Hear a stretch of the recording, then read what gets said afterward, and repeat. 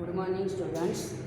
આજે આપણે ધોરણ 10ની અંદર ગદ્ય 14 અગાઉના વિડીયોમાં આપણે જોયું હતું કે જેઠીબાઈ પોતાના કારીગરો સાથે કેવી રીતે વર્તે છે. અને એક કારીગર જે કાનો બીમાર છે, એટલે કે મરણ પથારીએ છે, એનો શ્વાસ અટકી રહ્યો છે પોતાના દીકરાની ચિંતામાં. તો પોતાના દીકરાની ચિંતામાં એનો શ્વાસ અટકી રહ્યો છે તો જેઠીબાઈ એને આશ્વાસન આપતા કહે છે કે તું દીકરાની ચિંતા કરીશ નહીં, મારું જે થવું હશે તે થશે, પણ તું તારા જીવને એમ કે શાંતિ આપીને મુક્ત કર. ત્યારે મારું એમ કે મારા ધંધાનું જે થવું હશે થશે, પણ તારા દીકરાને હું મારો દીકરો સમજીને એમ કે તારા દીકરાને મારો દીકરો સમજીને એને ઉછેરીશ અને એની સાથે કોઈ અન્યાય થવા નહીં દઉં.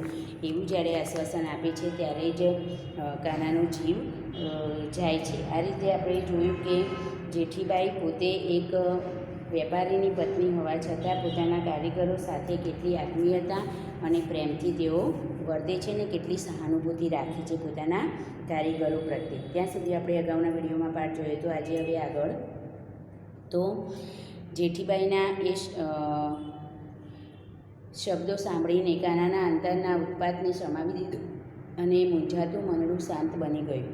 જેઠીમાના વચનોમાં એને પૂરેપૂરી શ્રદ્ધા હતી. થોડી જ વારમાં એના પ્રાણ પરવારી ગયા. ખેલ ખરાખરીનો હતો. કાનાના અવસાનની વાત બહાર પડી જાય તો તે જ ઘડીએ પાદરીઓ અને પોલીસોનો ઘસારો આખા કારખાનામાં ઉથલપાથલ મચાવી દે એવું હતું. કાનાના નિરાધાર દીકરાને એની ગરવખરીને પણ ખેંચી જાય. જેઠીમાએ સમય સૂચકતા વાપરીને કાનાના મૃત્યુની વાત પર પડદો પાડી દીધો અને બીજી જ દિશામાં પગલાં માંડ્યા, એટલે કે શરૂઆત કરી. એટલે જેઠીમાને થયું કે જો કાનાના અવસાનની વાત જાહેર થઈ જશે તો કારખાનામાં અને બહાર પણ ઉથલપાથલ મચી જશે. એના દીકરાને એમ કે ખ્રિસ્તી બનાવવા માટે આ પાદરીઓ જબરજસ્તી કરશે. એટલે એમને કાનો મૃત્યુ પામ્યો છે એ વાતને ત્યાં શું કરી દબાવી દીધી અને એમની બીજી દિશામાં કાર્ય શરૂ કર્યું. એટલે કે આ કાયદાને કેમ કરીને મારે નાબૂદ કરવો એ વાત પર એમને વિચારીને પગલાં હાથ ધર્યા. સમય સૂચકતા વાપરીને કાનાના મૃત્યુની વાત પર પડદો પાડી દીધો અને બીજી જ દિશામાં પગલાં માંડ્યા. એ જ રાતે કારખાનાના એક બીજા કામદારની પુત્રી સાથે કાનાના પુત્ર પમાના લગ્ન પણ કરાવી દીધા. લગ્નવિધિ પૂર્ણ થતાં ઝડપી ગતિએ પમાનું નવું ઘર મંડાવી દીધું અને તાત્કાલિક પમાના લગ્ન પણ કરાવી દીધા અને લગ્નવિધિ પૂરું થતાં એને ઘર પણ વસાવી દેવાનું કહ્યું. બીજા દિવસની સાંજે કાનાના મૃત્યુની જાહેરાત કરવામાં આવી. પાદરીઓ તો ટાપીને જ બેઠા હતા. તરત જ પોલીસ પાર્ટીને સાથે લઈને પાદરી લોકોનું ધાડું આવી પહોંચ્યું. આ વખતે જેઠીમા તો એક વીરાંગના બની ગયા. પાદરીઓ અને પોલીસ આડે દિવાલ જેવા બનીને તેણે નિડરતાથી પડકાર કર્યો કે કાનાનો પુત્ર નિરાધાર નથી, એ તો ક્યારનો એ પરણી બેઠું છે, લગ્ન ગ્રંથિથી જોડાઈ ગયો છે. એટલે પહેલાં તો કાનાનું મૃત્યુ થયું ત્યારે જેઠીમાએ આ વાતને દબાવી અને પાદરીઓને આ વાતની જાણ થાય પહેલાં કાનાના પુત્રના લગ્ન કરાવી દીધા અને લગ્ન કરાવ્યા પછી બીજા દિવસે એના લગ્ન કરાવી દીધા અને લગ્ન કરાવ્યા પછી બીજા દિવસે એમને જાહેર કર્યું કે કાનાનું અવસાન થયું છે. ને જ્યારે એમને જાહેર કર્યું કે કાનાનું અવસાન થયું છે તરત જ ત્યાં પાદરીઓ આવી પહોંચ્યા.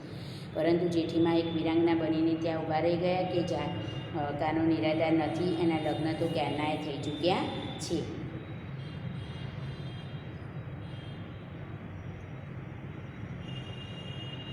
પાદરીઓ તો ટાંપીને જ બેઠા હતા. તરત જ પોલીસ પાર્ટીની સાથે લઈને પાદરીઓ લોકોનું ધાડું એટલે કે ટોળું આવી પહોંચ્યું. આ વખતે જેઠીમાં તો એક વીરાંગના બની ગયા. પાદરીઓ અને પોલીસ આડે દિવાલ જેવા બનીને તેને નિડરતાથી પડકાર કર્યો કે કાનાનો પુત્ર નિરાધાર નથી, એ તો ક્યારનો એ પરણી બેઠો છે, લગ્ન ગ્રંથિથી જોડાઈ ગયો છે. જેઠીમાનું રૂપ આજે તો રણચંડી જેવું બની ગયું હતું. પોલીસ અફસર એની તેજસ્વીતા આગળ ડગાઈ ગયા હતા. થોડા ધમપછાડા મારી સૌ પાછા ફર્યા. આજે એની નિડરતાથી એને જે સામનો કર્યો ને જે જવાબ આપ્યો એનાથી સૌ ડગાઈ ગયા હતા. આમ છતાં એ લોકો જટ મમત મેલી દે એવા ન હતા, એટલે કે વાતને છોડી દે એવા નહોતા, કારણ કે એ તો મમતીલી પોર્ટુગીઝ સરકારના પાદરી હતા. કાનાનો મુકદ્દમો એ લોકો દીવાની પોર્ટુગીઝ અદાલતમાં લઈ ગયા. કાનાના પુત્રના લગ્ન ફૂંક કર્યા. એમણે ન્યાયની અદાલતનો આશરો લીધો, પણ થયેલ લગ્ન ફોક થઈ શકે નહીં એવા હિન્દુ ધર્મના અબાધિત અધિકારનો અદાલત પણ ભંગ કરી શકે નહીં. અદાલતમાં આખરે આ લગ્ન કાયદેસર ગણાયા અને પોર્ટુગીઝો હાથ ઘસતા રહી ગયા. કાનાના પુત્રના લગ્ન થઈ ગયા હતા. એ લગ્ન એમ કે અબાધિત ગણાય, મતલબ કાયદા વિરુદ્ધના ગણાય, એને માન્ય ગણાય નહીં. એ માટે પોર્ટુગીઝ અદાલતમાં આ કેસને લઈ ગયા, પણ હિન્દુ ધર્મ પ્રમાણે આ લગ્ન માન્ય ગણાય. એટલે એ પ્રમાણે પોર્ટુગીઝોની જે યુક્તિ હતી કે કાનાના દીકરાને પમાને એમ કે નિરાધાર જાહેર કરવાની, એમાં એ સફળ થયા નહીં અને જેઠીબાઈએ કરેલી યુક્તિમાં તેઓ સફળ રહ્યા. સૂઝબૂછથી એમને જે કાર્ય કર્યું એમાં તેઓ સફળ રહ્યા. આ રીતે જેઠીમાનો નૈતિક વિજય તો થયો જ, પરંતુ પોર્ટુગીઝ સરકારને જાલિમ કાયદો એના અંતરમાં હજુ કાંટાની પેઠે ખટકતો હતો. પોર્ટુગીઝોનો આ કાયદો હતો એ કાંટાની જેમ જેઠીબાઈને મનમાં ખટકતો હતો.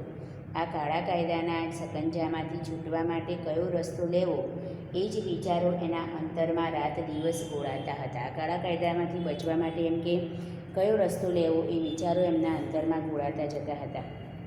જેઠીમાની સામે પોર્ટુગીઝની હઠાગ્રહી સરકાર હતી. જેઠીમાની સામે પોર્ટુગીઝની હઠાગ્રહી સરકાર હતી. સીધો સામનો કરવાથી તો આ સરકાર એને ચાંચડની માફક છોડી નાખે એવો એ જવાનો હતો. સીધો કાયદાનો ભંગ કરવા જઈએ તો આ પ્રજા એમ કે એમાં આપણને સફળ થવા દે નહીં, માટે કંઈક વિચારીને, અલગથી વિચારીને કંઈક યોજનાપૂર્વક કામ કરીશું તો જ એમાં સફળ થવાશે એવું એ વિચારી રહ્યા હતા. એટલે જેઠીમાએ એક નવો જ માર્ગ ગ્રહણ કર્યો, એટલે તેમને એક નવો જ માર્ગ અપનાવ્યો. એક બાહોશ બેરિસ્ટરની સલાહ લઈને પોર્ટુગલની રાણી ઉપર જેઠીમાએ પોર્ટુગીઝ સરકારના જુલમની કહાણી પોર્ટુગીઝ ભાષામાં હૃદયદ્રાવક શબ્દોમાં લખાવીને તૈયાર કરી. અને પોર્ટુગીઝની રાણી જે હતી એને જે અમલદારો નિમ્યા હતા, મતલબ એને જે ગવર્નર નિમ્યો હતો, એની જુલમભરી કહાની એમ કે પોર્ટુગીઝ ભાષામાં લખાવીને હૃદય દ્રવી ઉઠે એવા શબ્દોમાં એ કહાણી લખાવીને તૈયાર કરી. ત્યાર પછી આ અરજીના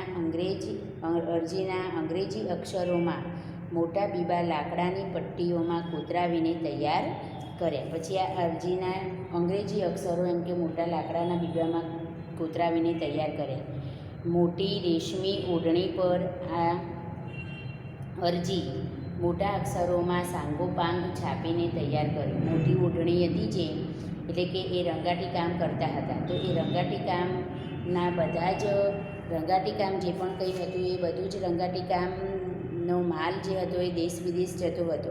એટલે એમને શું કર્યું, એક મોટી ઓઢણી હતી, એ મોટી ઓઢણી પર જ આ અક્ષરો છપાવ્યા, એટલે કે અક્ષરોની છાપ તૈયાર કરી. અરજીની આજુબાજુ ચારે તરફ એક સુંદર ફૂલવેલ પણ છાપીને ગોઠવી દીધી અને આખી અરજી એ પ્રમાણે ઓઢણીની અંદર એમને છાપી દીધી. અને છાપ્યા પછી એક સુંદર ફૂલવેલ પણ એની આસપાસ છાપીને તૈયાર કરીને ગોઠવી દીધી. આખી ઓઢણી પર આ અરજી એવી કળાપૂર્વક તૈયાર કરવામાં આવી હતી કે જોનાર એને જોઈને ચકિત જ થઈ જાય. આખી અરજી એમ કે આ ઓઢણી પર એવી રીતે તૈયાર કરવામાં આવી હતી કે જોઈને જોનાર તરત જ ચકિત થઈ જાય. અરજીમાં માતબર હિન્દુ ગૃહસ્થોની સહીઓ પણ લઈ લેવામાં આવી હતી. હિન્દુ ગૃહસ્થોની સહીઓ પણ આ અરજીમાં લેવામાં આવી હતી. ધર્મને નામે ચાલતા જુલમોનો એમાં આબેહૂબ ચિતાર કર્યો હતો. ધર્મના નામે જે જુલમ ગુજારતી હતી પોર્ટુગીઝ સરકાર હિન્દુઓ પર, એનું પણ વિવરણ એમાં કરેલું હતું. અને આ રીતે જે વિવરણ કરેલું હતું એ વિવરણની અંદર એમ કે જે પણ કંઈ અન્યાયી વાતો હતી એ અન્યાયી વાતો એ ઓઢણી ઉપર છાપીને તે વિદેશ સુધી પહોંચાડવા એમ કે જેઠીબાઈએ યુક્તિ રચી હતી. આપણે જોયું કે એમને જે એક યુક્તિ રચી કે મારે આમાંથી પ્રજાને કેવી રીતે મુક્ત કરવી.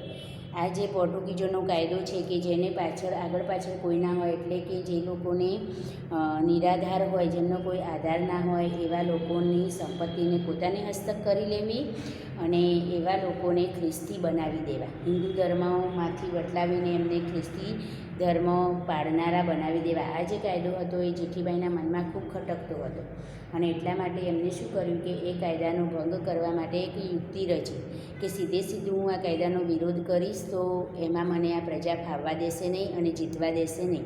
માટે એમને સીધે સીધો એનો વિરોધ ન કરતા પોતે પોર્ટુગીઝ ભાષામાં પોતે જે પણ કંઈ જુલમ પ્રજા ગુજારે છે એનું વિવરણ હૃદયદ્રાવક શબ્દોમાં કરાવ્યું અને પછી એનો અંગ્રેજી વર્ડ્સ છપાવીને લાકડાના બીબા બનાવડાવ્યા અને અંગ્રેજી વર્ડ્સ પ્રમાણે એની છાપ પાડવામાં આવી અને એ છાપ આખી ઓઢણી પર, એટલે કે આખી અરજી ઓઢણી પર એમ કે છપાઈ અને એની આજુબાજુ એ પ્રકારે સુંદર ડિઝાઇન બનાવી જેથી એ કપડું જોતાની સાથે સૌને આકર્ષિત લાગે અને એ જોવે એટલે તરત જ એમાં આ જુલમોનું જે વિવરણ છે એ વિવરણ પણ લોકો વાંચે અને વાંચીને એમનું હૃદય દ્રવી ઉઠે, એમના હૃદયમાં કંઈક દયાનો ભાવ જાગે એવી યુક્તિપૂર્વકની આખી યોજના એમને બનાવી.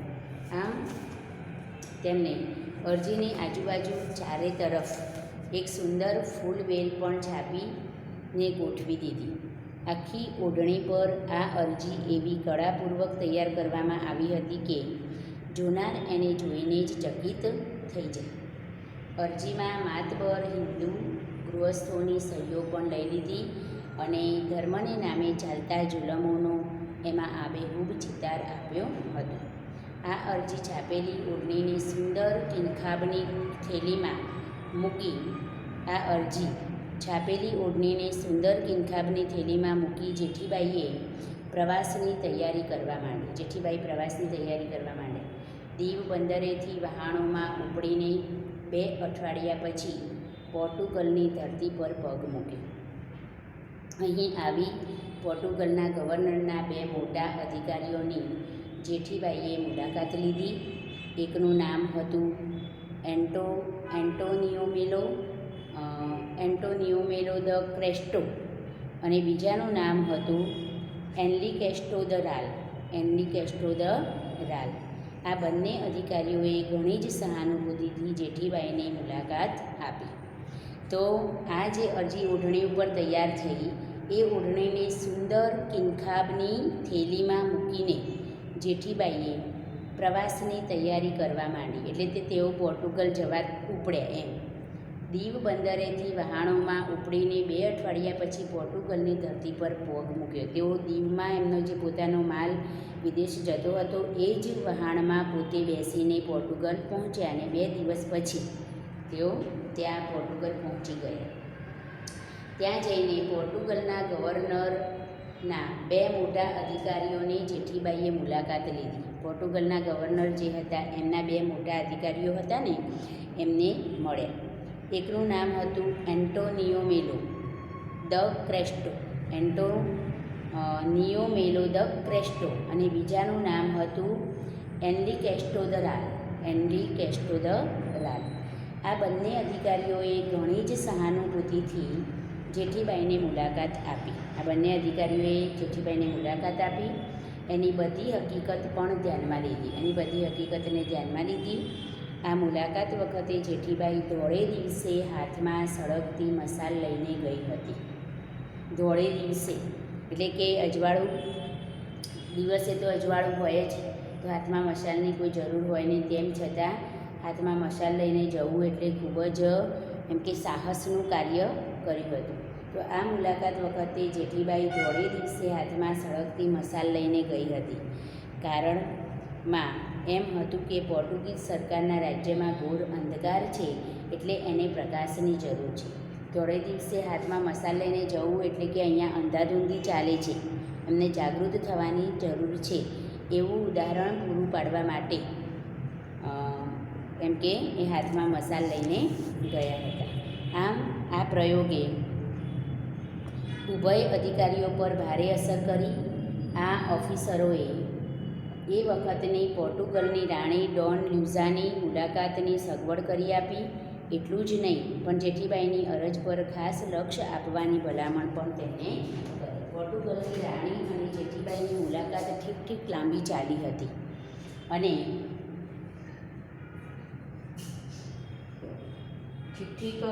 લાંબી ચાલી હતી.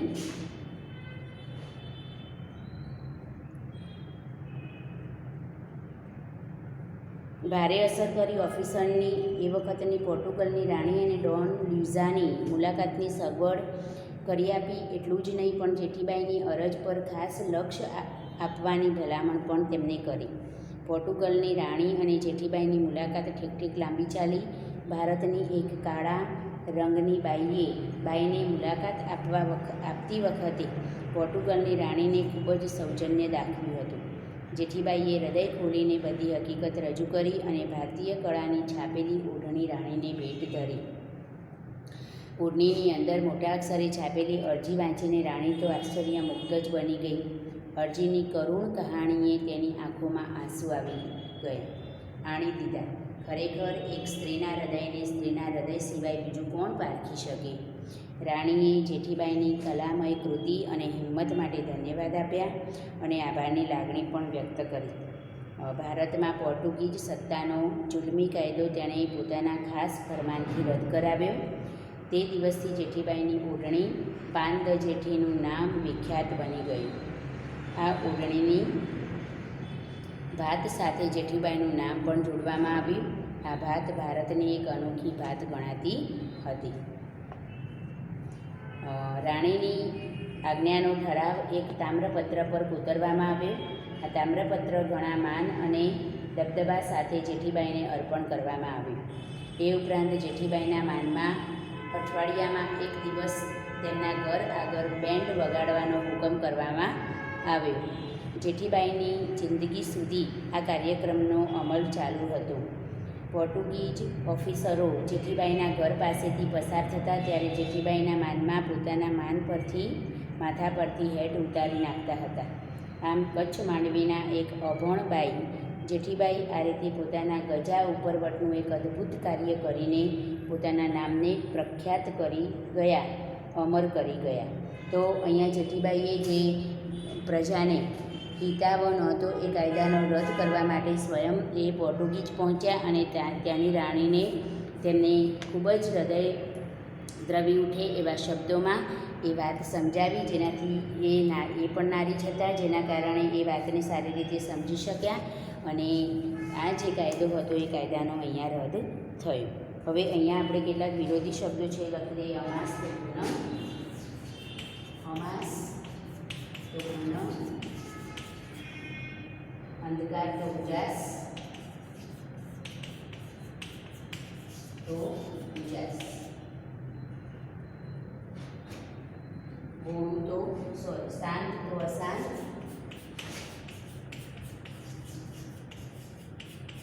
અશાંત, અને ન્યાય તો અન્યાય, ન્યાય અન્યાય, વિજય પરાજય, વિજય પરાજય, નૈતિક અનૈતિક,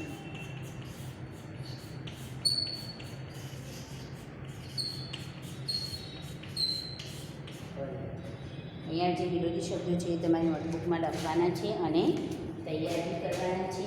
આપણે એના સ્વાધ્યાયની વાત કરીએ તો જેઠીબાઈનું મૂળ વતન કયું? તો કચ્છ અને માંડવી, બરાબર. પછી જેઠીબાઈ અને તેમના પતિ શેનું કારખાનું ચલાવતા હતા? તો હીરા ઉદ્યોગનું,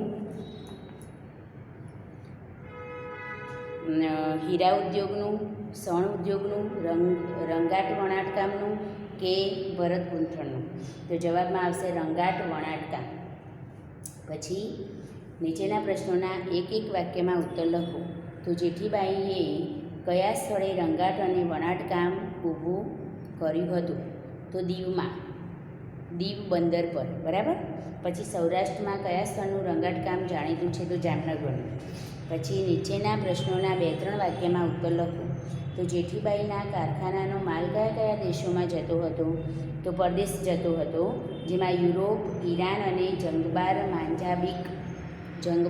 માંજાબિક સુધી એ માલ એમનો જતો હતો. પછી પોર્ટુગીઝ ઓફિસરો જેઠીબાઈના ઘર પાસેથી પસાર થતા ત્યારે શું કરતા?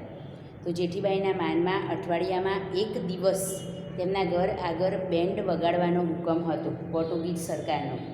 એટલે એ બેન્ડ વગાડતા અઠવાડિયામાં 1 વાર.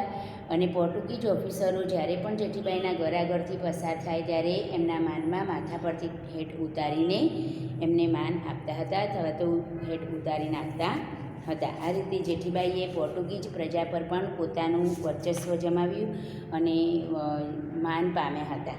અહીંયા આપણે કેટલાક રૂઢિપ્રયોગના અર્થ છે એ પણ લખી દઈએ. કાળજાને કોરી ખાવું. વિરોધાર્થી શબ્દો તમે લખી લીધા હશે. હવે રૂઢિપ્રયોગના અર્થ પણ તમારે લખવાના છે. તો કાળજાને કોરી ખાવું.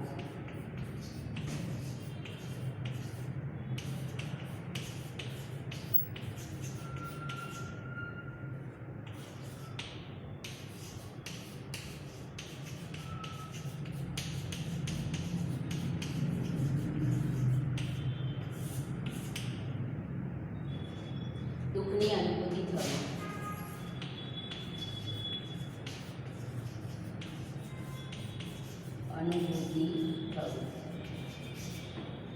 પછી ઊની આંચ આવવી.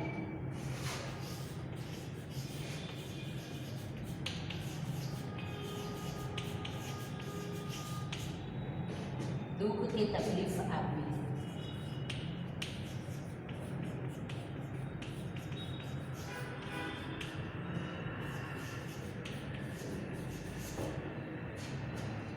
બાજી બગડી જવી.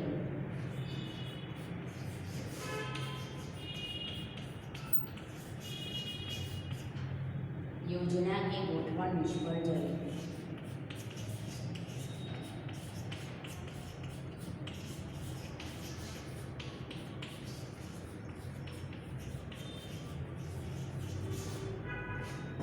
ધૂળમાં મળી જવું તો નાશ પામવું.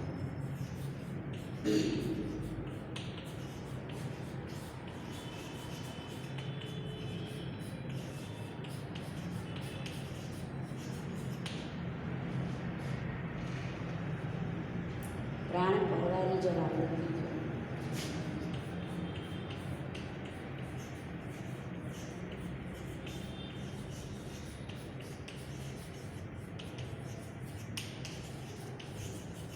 મૃત્યુ. અને શબ્દ સમૂહે કામ કઢાવી લેવાની કળા. કામ કઢાવી લેવાની કળા. તો એને શું કહેવાય? નેહ.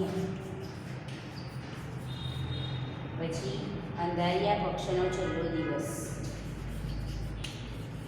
અંધારિયા પક્ષનો છેલ્લો દિવસ.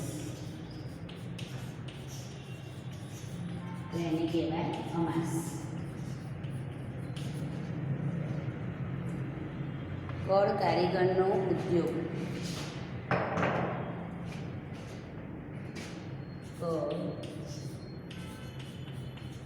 કારીગરીવાળો ઉદ્યોગ. કળ કારીગરીવાળો ઉદ્યોગ તો હુનર.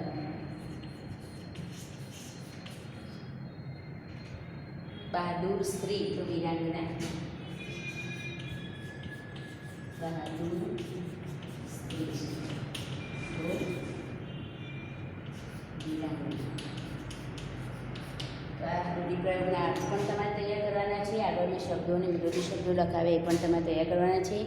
સાથે સાથે જે સ્વાધ્યાયની ચર્ચા કરી એમાં પ્રશ્ન 1, 2 અને 3 તમારે લખવાનો છે. Okay, thank you.